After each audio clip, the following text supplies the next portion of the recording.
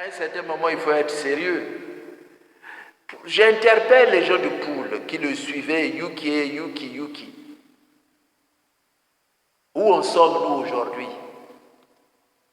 Où en sommes-nous? Il n'y a pas eu des élections dans le Poule, mais Sassou n'a pas hésité de dire que, comme il n'y a pas d'élection, on maintient les députés qui étaient là. Mais ces chaises-là devaient être vides à l'Assemblée. Voilà. Donc il a fait ça pour son fils. Monsieur Bernard Kola a laissé ses enfants-là entre les mains de Sassou. Donc vous qui les suivez, vous perdez votre temps. Le tribalisme, c'est l'arnaque du siècle. Le tribalisme, c'est l'arnaque du siècle au Congo. Tant que vous serez nourris par la haine ethnique, rien ne marchera. Parce que si on veut bien, tout un chacun doit rentrer en lui-même, doit réfléchir. On a des parents, mais on sait que nos parents venaient de quelque part. Quand tu vois le Congo, vous avez des rues qui portent des noms qui fait allusion à notre histoire. Vous avez des rues Aoussa, vous avez les rues Mongo qui existent. Vous avez le quartier d'Aomé, c'est à Bakongo. Donc, le Congo, c'est une mosaïque. La France, il a amené des gens de partout. C'est pas grave. On est tous des Africains. Là, ça pose pas de problème.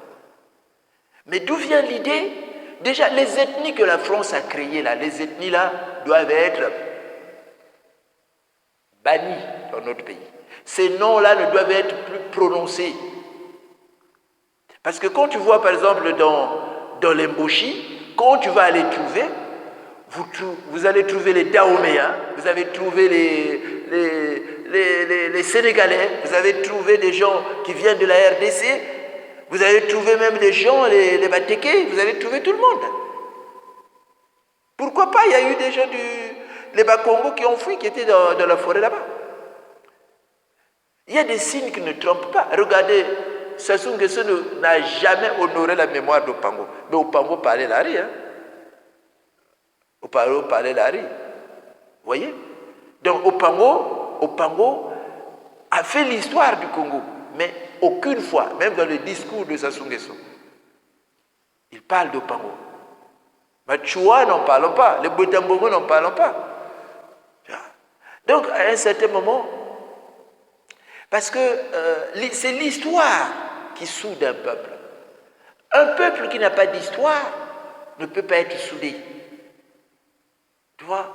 Donc, on n'enseigne même pas notre histoire à nos enfants.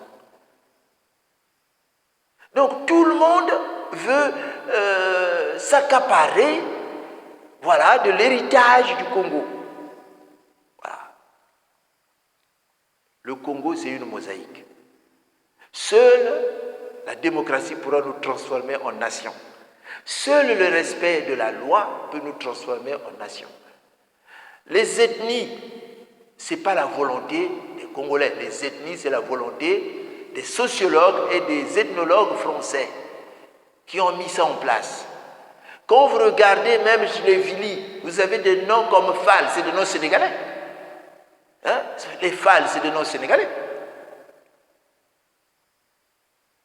Donc, des Dosso, c'est des noms des Dossou, c'est des noms sénégalais, ça. Vous allez même dans la Bouenza, Tamba. Moi, j'ai un ami sénégalais qui me disait Tamba, chez eux, c'est un nom. C'est aussi un prénom. Donc, tu peux t'appeler Tamba, surtout Casamance, c'est Sénégal. Vous voyez un peu ce qui se passe. Donc, évitons de parler tribalisme. Les ethnies que le blanc a créées, c'est pour nous diviser. Il serait mieux de dire que le Congo est composé des populations locales qui vivaient là, les Batéké, les Pygmées et les Bakongo, qui étaient là, et des populations issues de la colonisation qui sont venues. Où est le problème? Mais c'est des Africains aussi, ils ont le droit de vivre au Congo. Pourquoi seulement être Mboshi? Pourquoi seulement être Lari? Le blanc, il a fabriqué même des Bakongo. Les Bakongo qui étaient là, ce ne sont plus les Bakongo, il fabrique ces Bakongo. Et il dit, les Bakongo, ils vivent à Boko. C'est quoi ça? Mais ceux qui vivent à Boko, ils le savent. Boko, c'est une ville coloniale. C'est le colon qui vivait à Boko. Ceux qui vivent à Boko le savent que Boko est comme, si tu veux, toutes les villes coloniales. Donc, essayons de réfléchir. Oyo, c'est des Mboshi. Mais il y a un journal ivoirien qui existe. Le consul du Congo était invité là-bas. Le consul du Congo l'a dit haut et fort que le président Sassou a des origines à Caen. Ses parents étaient déportés, je ne sais pas quelle année. Voilà, c'est des abbés qui ont été déportés au Congo. Vous voyez? Donc, il est mieux qu'on puisse bâtir une nation. Les autres pays l'ont fait. Regardez la RDC. Il y a des Béninois là-bas. Les Belges ont fait la même politique. Beaucoup de Béninois sont là-bas. Beaucoup de gens qui viennent d'Afrique de l'Ouest. Même par les noms, les musiciens, lorsqu'ils chantent les Aminata, les machins, tous, c'est des noms sénégalais.